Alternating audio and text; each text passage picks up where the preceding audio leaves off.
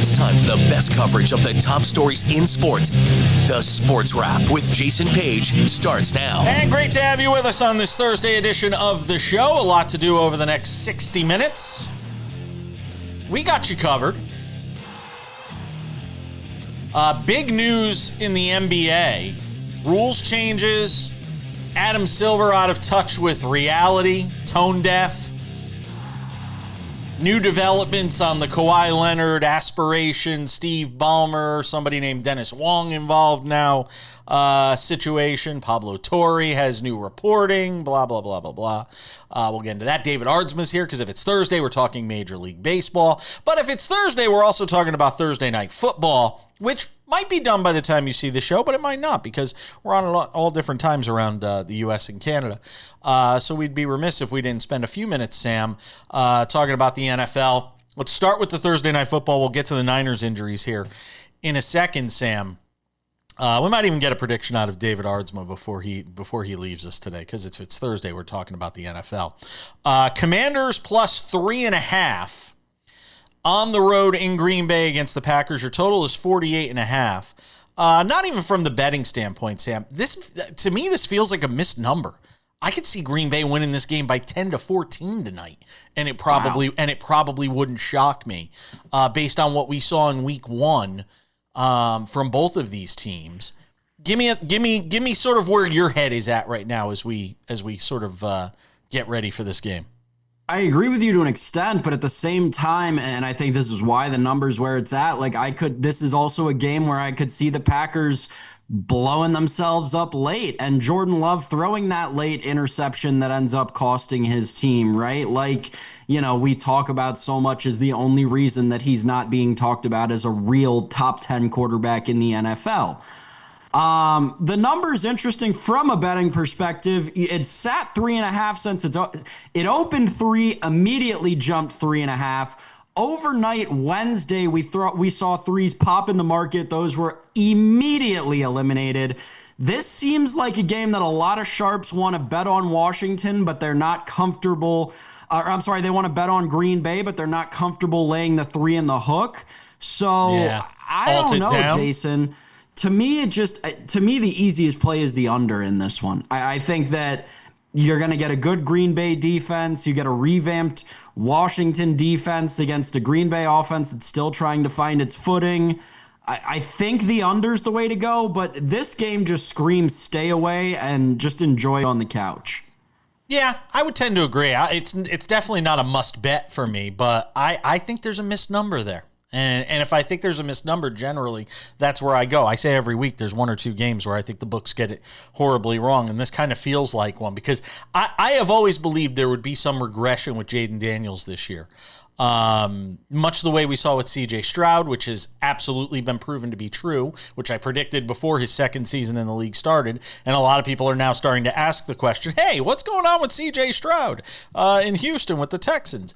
I think there will be a little bit of that with Jaden Daniels.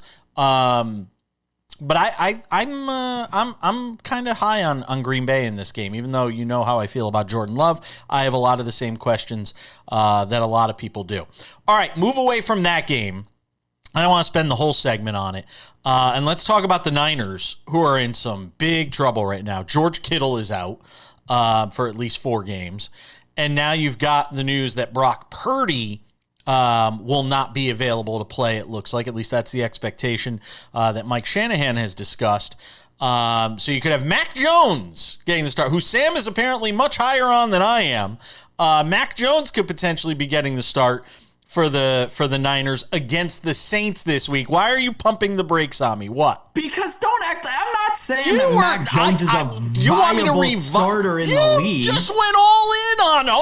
He was good with the Jaguars. It wasn't his fault. The Jaguars were a terrible team. Again, I think what happened in New England was not his fault. I think a lot of people could agree on that. Agreed. You had an organization that turned out to be in peril. They've gone through 3 coaches in 3 seasons since. Like, what happened in New England, we cannot hold against Mac Jones. And oh, by the way, he made the Pro Bowl while he was in New England. Everybody makes the Pro Bowl. And I'll tell you this right now. If Brian Thomas doesn't have a great season again this year with Trevor Lawrence at quarterback, There are going to be a lot of questions into Brian Thomas. There are going to be a lot of questions into Trevor Lawrence. And Mac Jones is not going to get the credit that he deserves for what he did last season in that Jaguars offense. And again, you're playing the New Orleans Saints. And back to the betting for a second, this is a number that before we knew about, I think the Kittle injury was kind of assumed, but before we knew about the extent of the Purdy injury, this number was 7.5. Then the Purdy injury news comes out. It immediately goes down to 3, and it's already been bet back up to 3.5. I love the San Francisco 49ers. I'll give you a sneak peek right now. This is going to be one of my picks come Friday on this show. I love the San Francisco 49ers here. God. I don't think the Saints are good. And Mac Jones can game manage his way with the talent that they have on defense to a win.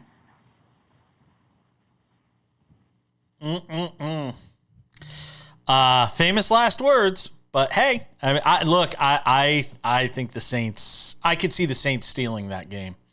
I could absolutely see the Saints stealing that game. I wouldn't be shocked if the Saints won on the field. I mean, what are you keying in on if you're the Saints in that game? It's easy. I mean, you're going to force Mac Jones to beat you in that game. And I don't have a lot of confidence that he can. I watched a lot. I don't know why. I felt like I saw a lot of Mac Jones last year in Jacksonville with the Jaguars. Like every time he played 10 games. No, but every time it felt like I turned on Red Zone for some reason, Mac Jones was playing. Like he made plays. Well, no, because they were in the red zone and couldn't score when they'd get down there, probably because that's the only time you put on that they'd put Mac Jones on is if the team's in the red zone, because usually the team was losing. I think this could be Saints +3. I kind of like it. I tell you what I do love, the under. I think the safest bet in that game is 40.5.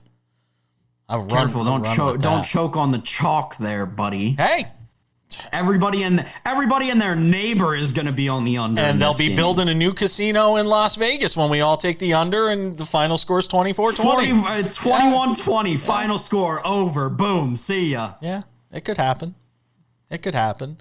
Now you got me looking at some of these week 2 lines that I haven't really fully engrossed. Boy, the Browns +11.5. Division, right? Oh man, I know everybody thinks that Baltimore is going to go crazy in that game because of what happened last week. Man, I'm a sucker for an 11.5. Yeesh. Ay. Oh, I love the Niners this week. I love them. All right, Sam. You heard it from Sam. If you lose the mortgage, send your correspondences to him. David Aardsma joins us next to talk baseball.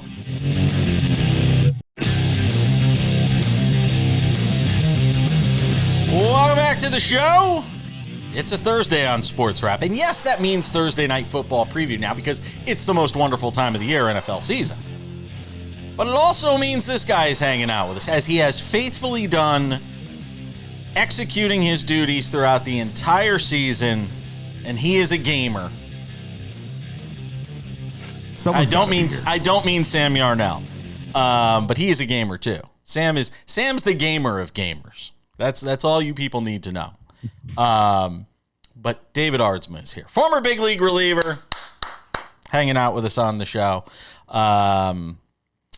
I had fun with Jabba last week, by the way. That was a fun conversation having Jabba Chamberlain hang out with us for the show, and I got a lot of feedback from people on it. So others must have enjoyed it as well. I'm sure we'll have him back on pretty soon. So, David, I'm watching the Yankees bullpen implode, and I was saying this to Sam yesterday. I don't know if there's a worse combination in sports than a bad bullpen or a bullpen that's struggling, let's say, because we know there are capable arms in that bullpen. Yes. But I don't know if there's a worse combination to have in baseball than a struggling bullpen and a manager that consistently pushes the wrong buttons. No, really. I don't know if you can have a worse combination in sports than that. And that's what the Yankees have right now. And despite the fact they're going to make the playoffs, they'll either be a wild card team or win the division. I say more likely now. I thought they were going to win the division a week ago, but now I'm not so sure. But truly, think about that. Bad bullpen or struggling bullpen and a manager pushing the wrong buttons. I don't. As a fan, it has got to be the most frustrating thing in the world. As a player, obviously, you're part of a bad bullpen. You just want to figure that out. But it never helps when you have a manager that just seems to constantly tinker or do the wrong thing. When you're sitting down there, sometimes you just know who should be playing and who shouldn't, and you're still scratching your head. That's never a good thing. But it is frustrating to all beyond belief watching this bullpen and watching them and knowing how good they should be. When there are struggles as a whole as a bullpen, do you just not want your number called at that point? Are you just hoping you get like 8 strong from the starter?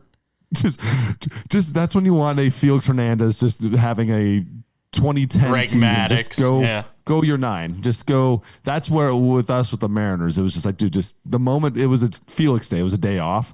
And so that's what you want. You want these days where it's just, you just give us a day off, go throw 9 shutout and save us all from even having to warm up. Yeah, without a doubt. You need to reset as a bullpen. And I don't know how they can do that at this point in the season this late. But it is, again, it's crazy how you look at this man for man. This should be the most dominant bullpen in history. And the way what they're capable of even like we can go with the 3 big boys. Sam's got Cruz. No, Sam's got a gripe. There we go. Yeah, the San Diego Padres are on line 1.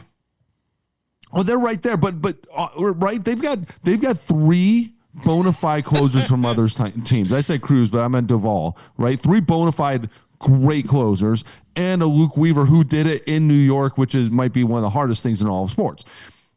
They should be incredible, and nobody should ever be able to touch them after the 5th inning. But they are, and they're constantly struggling, and that's when it's frustrating. We've talked about this on the show. It's even more frustrating when it's like one guy every night. The 3 guys could throw great, and that one guy screws it up every single night, and it's just a different guy. And then it's like, and you're watching Boone keep going to the bullpen, you're like, just stop. And there's no answer in sight. Nope. What's lucky for them, though, is that the entire American League has been pretty horrible lately. Yes. None more so than the Houston Astros, who are about to choke away the American League West. Go look at their numbers since the All-Star break. They've been a bottom 10 team in baseball since the All-Star break, David. I know they get a win last night against a good Toronto team late, and there was some good performance there in that 9th inning from Houston. But what have you seen out of this Astros team? Do you have any hope for them to do anything in the playoffs? So I still have belief in that lineup. The lineup, there are still pieces of guys getting the job done. Jordan's getting it done. Correa is actually surprisingly doing really well lately. You go in Diaz, like they have some pieces in that lineup. It's just everybody else, it feels like they're doing it wrong. And then you had the whole circus on the mound with Framber Valdez and that whole mess. When things like that happen, and this is the interesting thing, that's but a glimpse of behind the scenes.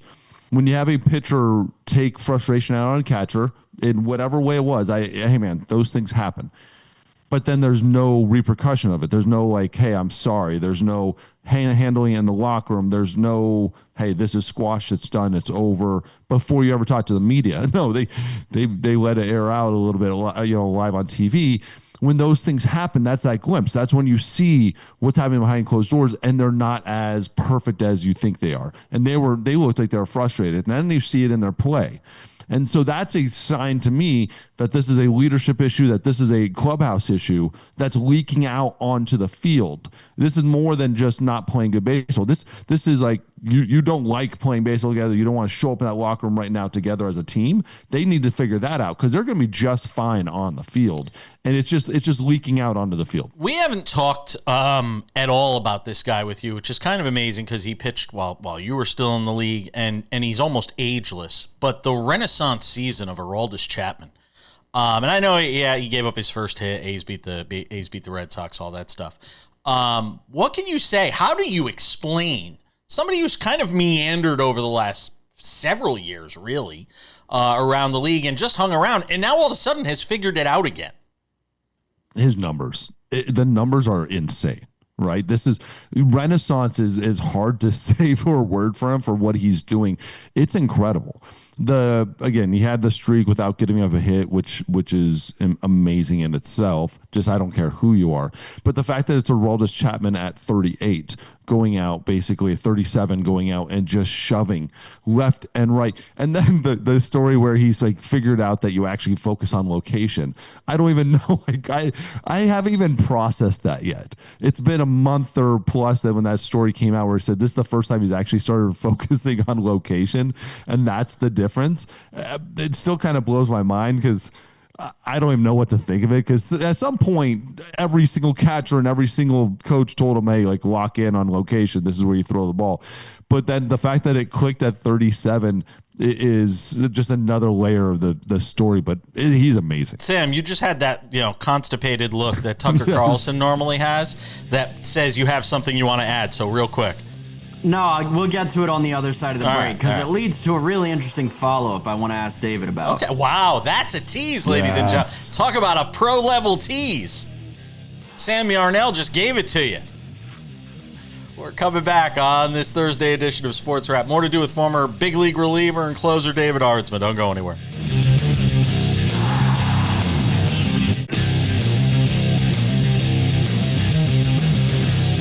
We continue the conversation on this Thursday edition of Sports Wrap, where we always talk baseball with David Aardsma, former big league reliever, closer, our guy, hanging out with us. Might have to get a Commanders-Packers prediction out of him before we wrap things up today, too. Be curious to see what he has to say about that. All right, David Aardsma. Sam Yarnell is a follow-up on our conversation we were just having about Aroldis Chapman. Go ahead, Sam. Yeah, I think it's so interesting talking about Chapman and the renaissance he's having when you look around the scope of Major League Baseball and pitchers, specifically in the older pitchers, right? And three come to mind, right? Scherzer, Verlander, and Clayton Kershaw. Those are the big three guys that, first ballot Hall of Famers that are in their 40s still pitching in the major leagues. And it's not the same story that Aroldis Chapman had. So it led me to a question, David. Why is it different for relievers pitching into later ages than it is for starters pitching into later ages? I think Aroldis right now is like the unicorn of relievers who haven't been seeing this in ages. Where I see the difference with Aroldis and those three injuries. Those other three have been battling injuries the last 3-4 years. You kind of go right across that list and you go, each one of them have had their own demons with the injury side. And Aroldis, the way he prepares, the way he preps, the way he lifts in the offseason, the way he lifts during the season, he's a beast. An absolute beast. He has not slowed down. He's done all the things that you would tell a 25-year-old to do if they wanted to get big and strong and throw hard in the big leagues. He's the one doing it. And he's never stopped. And injury side, when's the last injury you've ever heard? Thinking when's that. the first injury? I was just thinking that. He other than like really minor stuff, he's never had any arm issues. He's never had anything. Unheard. That's the most unheard of. And when you watch his mechanics, would there be anything that leads you to believe like you're surprised he hasn't or anything like that, or is he just a freakish athlete? The movements are almost perfect. When I teach somebody deliveries, this is what I do when I'm not doing this, looking pretty on TV. I throw up his delivery and say, just do that. That's perfect. Now, the ranges, the things I would assume he would have gotten hurt at some point was just he gets into such great ranges of motion that it's hard to sustain that over a 37 years, not to mention who knows how many innings he pitched in Cuba. Before this, they could probably throw him through the ground every single day. But he's been able to sustain it, and then he could be 45 for all we know. He could really be 45. I mean, we have no idea. And the thing is he seems to be getting better, but his stuff has gotten better too. Command's gotten better. The velocity is actually probably ticked up a little bit since it was 3-4 years ago. It's ticked up back to his normal range. We're not surprised that he's just sitting at 100 anymore because he had dropped to 99. And so it seems like he's always a step ahead. He still cracks 100. He still does, even at his age. He's almost like Nolan Ryan in that regard. Obviously, Nolan Ryan had a lot more miles on him late in his career, and which made it even all the more amazing he could still throw that hard. But Chapman's one of those guys. He's just going to go as long as he wants to go. Is he a Hall of Famer? Yes. Really? I don't think if he was on any of those early teams, the early Reds teams and stuff, if he's in New York, would that even be a question with his numbers and what he's been able to sustain? Can I ask you one more thing, and then Sam, you could jump in real quick. If there's a video, if there's a picture that you were just talking about it, if there's a picture you show your students, if you're showing video other than yourself, of course, what video? Like if you got one guy to show. Like, this is how you do it. This is how you maintain your arm, your angles, all this stuff. Who is that guy? Aroldis Chapman. Is it really? He's the one I show. It is perfect. Wow. The way he loads in his back, the way he counter rotates. All right, let's get in those terms. And the way he lands, the force development that he brings down the mound. Plus, you talk about his lifting routines. He's it. If you're watching us in Arizona, by the way, Top Velocity, you can go get pitching lessons from David Aardsma. There you go. Go ahead, Sam. I didn't realize how I would like to think that Aroldis Chapman is a Hall of Famer too, but he's only got 364 career saves. For reference, Kenley Jansen and Craig Kimbrell are at 474 and 440 respectively. Like, he's going to need a good 70 more saves to get into that. Would it shock you if he got that, though? Because he's going to pitch till he's 40. He's 37 pitching like he's 31. Right. So... Yeah. That's a great point. And that's the thing. The saves number is low. You know, feel like he's been around forever. It's been 15 years. Yeah, so that's the price of being on bad teams, though. That's the price of being on bad teams. Does it make you wonder what he could have been if he was a starter? I know we're spending an entire segment on Aroldis Chapman, but I don't care.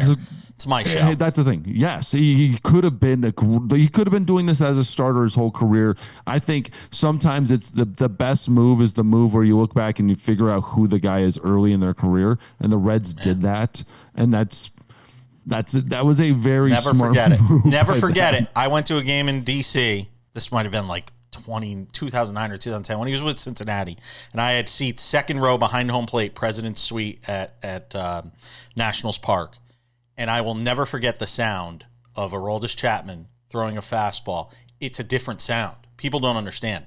It's a different sound when the ball hits the glove than anybody I've ever seen throw a baseball, and I've been around the game for a long time. Go ahead, Sam. I mean, the other thing that I wanted to talk about with you, David, speaking of bullpens and pitching staffs that can't hold anything together, the Mets are currently considering their ace as some 20-something-year-old who they called up like 2 weeks ago and is 6 starts into his major league career. This team is just in a free fall. What have you seen out of the other New York baseball teams so far? The same thing where we kind of talked about, we talked about Houston falling, right? And the Houston struggling. The thing about this, though, is Soto's the only one that's even holding it together. Soto's the only one on this entire team that's playing or pitching or doing anything of any sustainability and helping him along. Juan Soto, who weirdly is having an MVP season and should be top 3 MVP 30-30 voting. It's incredible what he's done. 30-30, not to mention like just every stat basically across the board is top 5, and it's going to end up being besides average. And so Soto's the only one I'm seeing it. And that's the thing is we talked about every team having those little moments where they're struggling and coming from it and winning good baseball games. The Mets are struggling at the wrong time. They're struggling right now at a time where they're not pitching, they're not hitting, they're not throwing, and the relievers aren't getting the job done, and that is not a good combination. That's what I'm seeing. It's a little bit of everything out of them. Yeah, and the Giants didn't do themselves any favors because they could have gotten a step closer out there in the wild card picture. I got a question I want to ask you. It's related to the Giants in this National League wild card and the American League wild card as well. David Aardsma was going to hang one more segment with him to talk some baseball as we continue on this Thursday edition of Sports Wrap. Don't go anywhere. We got a lot more to do.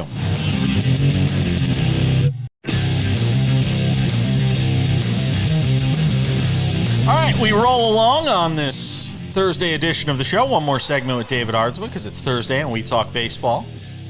I don't care if it's football season. We're talking baseball. Every Thursday, I am loyal to my man, David Aardsma, the former big league reliever and closer, hanging out with us on the show. I want to talk football. What'd you say? I'm sorry. I missed that. What'd you say? I came on to talk football. Yeah. This is disappointing. I'm going to get a prediction out of you before we go. Of all the teams that are not in the playoffs right now, but still could make the wild card, which is the most dangerous to you if they get in? Is it the Giants? Oh, see, I would have said the Giants. The Evaldi injury really hurts the Rangers. I would have said the Giants. Yeah, I would have thought Zach Wheeler would have derailed the Phillies too, but somehow they've actually become the best team in baseball.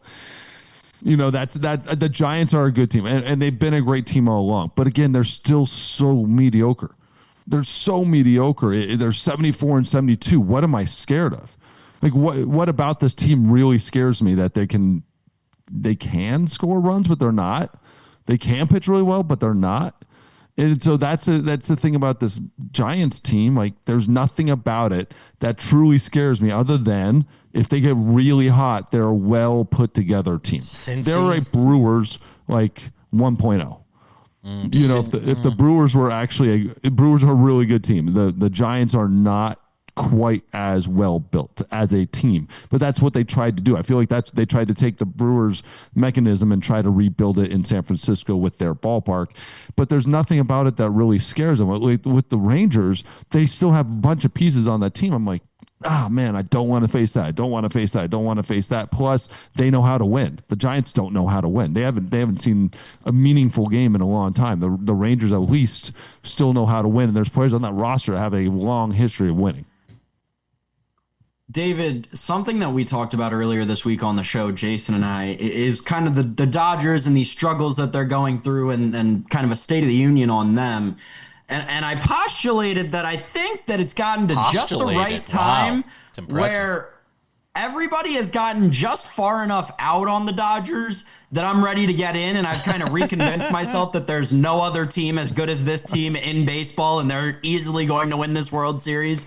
How do you feel about LA right now, going when we're a month out from the postseason, 3 weeks? Hey, I was with everybody at the bandwagon, and they're going to win the World Series when we started the year. And I said halfway through the year they're going to win the World Series. I'm still on that train. I don't have any doubt in it. When you have a great manager, a great bullpen, a great entire 1 through 9 on the hitting side, and you have a pitching staff that you just pick your ace, that to me will equate to wins when it matters. And they've then built this team to win 120 games. They built this team to win the 18 or whatever it is now with all the changes in baseball, the 16 wins, it wins the World Series, to win a World Series. That's what they built this team to do. And I have no doubt that they're going to go out and just run through teams in the playoffs. When it really matters, they're going to play their best baseball. That's what Dave Roberts tends to always get out of his teams. And so I still believe in this team, and the fact that rotation is pitching about as good as anybody's ever pitched lately. Yeah. Right? It's like you just had some weird stuff happen when you blow the 8 2/3 no hitter. Like, I don't even still that's me and trying to figure out Aroldis Chapman actually focusing on location, and that still haven't processed. And so this team, I still believe in the team. And anytime you have Shohei, Mookie, Freeman, and the whole problem of that 1 through 9, I believe in this team. A quick thought on Anthony Rizzo, retiring after 14 seasons. Obviously, didn't play last year. Did he play last year? I don't think he played last year. I don't think he played much last year. But Anthony Rizzo retiring. Obviously, the World Series with the Cubs being part of that team finally getting over the mountaintop after so many years. Give me a thought on the career of Anthony Rizzo. Somebody obviously a contemporary of yours. Yeah, absolutely. He was the one of the best compliments I can always give is he's somebody I didn't want to face when it mattered. He was. So when you looked across the field, you always wanted them on your team, and then when you had to face him, you didn't want to. Especially when it mattered the most, he seemed to always step up, and with his smile, connectivity with everybody, he was always talking, always happy. And one of my favorite things I've ever seen is when he gets the last out of the World Series and he puts that ball in his back pocket. Like, that's someone who's thought about this, who's like, I'm going to catch that out. And I love it when people have that confidence, when they believe in their team and they believe what's happening in a historic season, right? And I'm a Cubs fan, grew up like that moment I wanted to go to Cleveland, go watch the game, and I didn't. But when you put that ball in that back pocket, I was like, yep, that's someone who thought about this. Sam, what are you looking at there, pal? You look like you're deeply ensconced in something. I figured if you were going to use a big word like postulated, I had to use one like ensconced to keep up with you. So go ahead. 0 for 2 with a strikeout. That's what Anthony Rizzo won against David Aardsma in his career. There it is, ladies and gentlemen. Sorry, Anthony. It's all right. Just remember, like, for the rest of his life, he'll have to think about that. I don't know the line. I don't have it in front of me. The line on the Packers and Commanders. What's the line again, Sam, on Packers Commanders? 3.5. All right, David Aardsma. 3.5 to the Commanders tonight for Thursday Night Football. Who you got? Packers. I think the Packers are a very, very well built team. I think like the whole roster up and down, they've built a very, very good team, and I like how they play. We went and saw them last year. Love can handle, man. The Daniels and Love, like them played against each other. Daniels is a stud, but Love is kind of taking that next level of commanding a team. Daniels is going to have to do something really special for that team to win this game. They're and going he to do can, something really and that's the scary special. thing. He can't. Well, their offense didn't look good in Week 1 against the Giants. That's all I'm going to say. So, I am not optimistic. We'll just leave it there. David Aardsma, former big league reliever and closer. Love you, man. Be well. We'll see you next week. Thank you, guys. We're coming back on SportsWrap.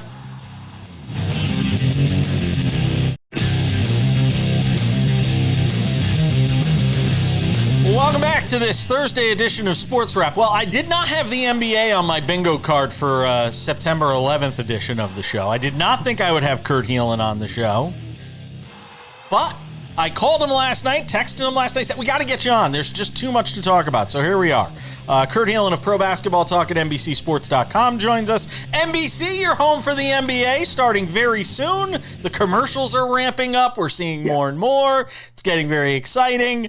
All right, let's run through as much as we can here. First of all, the latest developments out of the Pablo Torre reporting story on this. Kawhi Leonard, Steve Ballmer, aspiration. Now Dennis Wong, some minority investor or some minority owner of the Clippers name is involved. Explain sort of what has happened on Thursday morning, and has it changed your calculus when it comes to this story and how the NBA is treating it? Because my opinion has always been, and I'll just state it real quick for the record, I think the NBA wants this story to go away. They don't want everybody looking into every team in this league to find out if side deals like this are going on. That they're looking for a reason to bury this story, but the reporting that's come out today is going to make it more difficult to do that. Exactly. And if you saw Adam Silver's press conference yesterday on Wednesday after the Board of Governors meeting, I think one of the takeaways was he was very cautious, very calm, very like, let's see what plays out. Like you said, I think he wants this to be kind of quiet and be able to sweep this under the rug. And now there's just, like that rug's going to have to be huge. They have to buy a new Persian rug for the living room and sweep everything under it. The latest reporting, Dennis Wong, for people who don't know, is a Harvard buddy of Steve Ballmer. Look, Ballmer owns, I don't know the exact numbers, but roughly like 98, 99% of the Clippers, and his buddy Wong owns like 2%, right? Yeah. Like just a little bit. But the latest reporting is that Wong invested about $2 million in 2002 into Aspiration in September, or actually like late 2022, at a point when this company was failing. In fact, the timeline for this is really damning because really quickly, Kawhi Leonard's $28 million, $7 million a year. It works out to $1.75 million roughly quarterly payments. They were late on one. Uncle Dennis is calling them every day, hounding them. Dennis Wong makes a $2 million investment. Days later, Kawhi Leonard gets his $1.75 million payment. That's really damning. And this goes. It makes it harder for the Clippers to claim they know nothing, right? Now it's really becomes much more difficult for them to say, well, I don't know what you're talking about, man. We invested in this company. They were frauds. Well, this is a failing company at this point, and one of their business guys put a couple $1 million in. And what might bury the Clippers, Ballmer, Wong, all these people, what might bury them is the lie. Is the insisting that it's just there's nothing there, and the more there that starts to appear, that could be ultimately what buries Ballmer and the Clippers in this Kurt, is the fact that of all the denials and really vociferously denying. Yeah. And then if all this evidence starts to come out, circumstantial or not, people have been convicted on circumstantial evidence before. If there's a mountain of circumstantial evidence, people are going to say the most logical conclusion is you were doing a side deal for Kawhi. Right, and that's the problem they're going to run into. They can claim circumstantial, they can claim, and Ballmer can claim plausible deniability, but this is now somebody in the organization investing in a company at a point when, look, the day Kawhi Leonard got that $1.75 million months late payment, he got it in December, they laid off 10% of their workforce that day, but he got paid. It's all just, it becomes harder and harder to buy the they didn't know argument. And even if there is not some sort of legal, there's no paper trail that they can point to, like the Joe Smith case. Yeah. You're right. And the CBA specifically lays out, hey, if there's enough circumstantial evidence, you can convict on it. There's a question posed to Adam Silver yesterday regarding the league and the fact that there's all these streaming platforms involved and how much more difficult it's going to be for the average fan that might not be able to afford a Peacock or a Prime or all these different things, that it's going to be hard to get the games. Adam Silver's response has been termed tone deaf by some in saying, hey, you can't watch the games, just watch the highlights, or even just criticizing his own league by saying, hey, we're just a highlight-driven league, basically. We're a highlight-driven product, which kind of feeds the idea of something my dad used to tell me 25 years ago, which is, hey, the only thing you need to watch in the NBA is the last 2 minutes, which has always been sort of that secret mentality that some of us have, that's the only time you need to tune in. Did Silver seem tone deaf in his answer? I can tell you that they have a genuine concern about not just how many services there are, but getting people to the right one on the right night. And Monday night is Peacock exclusive. Yep. And by the way, if you should spend your money on Peacock. That is where your dollars go. I'm not just saying that as an NBC employee, but their concern is, and then it's on Prime another night, and it's it's over the air some nights, but a bunch of stuff obviously will be on the new ESPN streaming program. Like, it's just a lot of places, and they're concerned about people being able to find everything. And I think the cost is, look, as you spread this out, I think the NFL is going to run into this a little bit, but less so. The more you start to spread this out, the harder it gets. And it's harder to find these deals. Ask the MLS how that's going. Yeah. Yeah, and I am anxious to see, because NASCAR is kind of going through that this year, but again, it's once a week. NASCAR every week, it feels like every few weeks it's changing. Where do you find the races? And I always have to ask my friends, where are the races? That sort of thing. And I think the NBA is going to run into a similar situation. By the way, I only have 20 seconds. I'm going to put some bets in on Victor Wembanyama for MVP. That guy's gonna ball this year. I have a feeling if he's healthy, I love Wemby.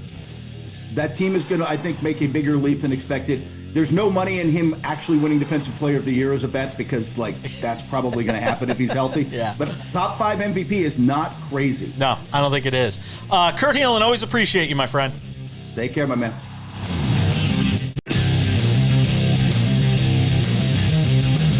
Welcome back to the show. Getting set to put the wraps on this baby for a Tuesday. But before we do, some reminders. First of all, if you have not done so yet, make sure to check out the Sports Wrap with Jason Page podcast. It's available on all your favorite podcasting platforms: Spotify, Apple Podcasts, YouTube Podcasts, iHeartRadio, TuneIn, Amazon, Odyssey, you name it. We are on all of them. 45 minutes, commercial-free, Monday through Friday. Make sure to go and subscribe. You can listen to it on the plane, train, the car, while you're on the treadmill, in the shower, laying in bed, sitting by the pool. If you still live in a place where you can sit by the pool, it's September, it's starting to cool down a bit. Make sure to go and subscribe to the podcast. That podcast, by the way, also available on our YouTube channel, the Sports Wrap with Jason Page YouTube channel, where you can also watch Sports Wrap with Jason Page. You can watch this show, in addition to being on almost 300 affiliates around the U.S. and Canada. You can watch Sports Wrap with Jason Page Monday through Friday on our Sports Wrap with Jason Page YouTube channel. We have clips from the show, sometimes clips not from the show. Segments run long. We've got to add, we run out of time with guests. We continue talking to them. You don't get to see it on television, but you can see it on our YouTube channel, the Sports Wrap with Jason Page YouTube channel. Sports Wrap shorts are there as well, where you can watch clips from the show, and sometimes, again, not clips that are not from the show. So make sure to go and check that out as well. And without any further delay, ladies and gentlemen, time for some odds and ends. It already feels like the end of the season for the Miami Dolphins. You've got Mike McDaniels under fire after his team gets its doors blown off in Indianapolis against the Colts in Week 1. You've got Tyreek Hill on the sidelines, clearly unhappy. And now you have news coming out in the last several days about Tyreek Hill's estranged wife, Kita Vaquero, who alleged 8 separate incidents of domestic violence. Filings related to the couple's divorce have come out. TMZ has those files. And now you have the NFL investigating. And you just have to wonder how much longer the Dolphins and the league are going to put up with the, I don't even say antics, but behavior of Tyreek Hill. NFL spokesperson Brian McCarthy said on Wednesday that it is standard policy for the league to review a matter such as this, and they are. Dolphins coach Mike McDaniel told reporters he's been in communication with the NFL. He's going to let the process play out. I mean, look, it's not a good look. And domestic violence is still one of those things in our society in terms of the way it's treated. Look at the Diddy case that's been going on. Go all the way back to Ray Rice and sort of the way we've treated domestic violence in sports ever since then.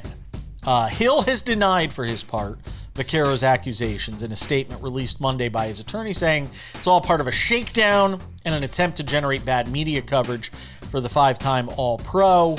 Look, whether he's traded away, and I don't know how you trade him away with this sort of thing hanging over him. I don't know how you trade him away if you're the Dolphins, and who's going to want to take a shot on him. I know, we've talked about the Chiefs ad nauseum potentially being a potential fit, but I don't even know if the Chiefs would touch this right now until this has been, this case against him, whatever it is, has been adjudicated by the league, and I don't know if that'll happen by the trade deadline. Odds and ends. And I want to finish the show with this. And typically on 9/11, I would finish with a thought and a remembrance and a recollection of what I was doing on that day. I was a news anchor back then and was on the air literally reporting in a suburb of New York City, a shadow city of New York, as everything took place on 9/11. And while we remember that day, and I almost hesitated on whether or not I was going to discuss this on the show today. But I have a platform. And as the owner of that platform, I have a responsibility to speak out on things that you're all talking about, regardless of whether you're a sports fan or not a sports fan. And some people will say, well, you shouldn't talk about anything that's remotely political because people want their sports and they don't want politics.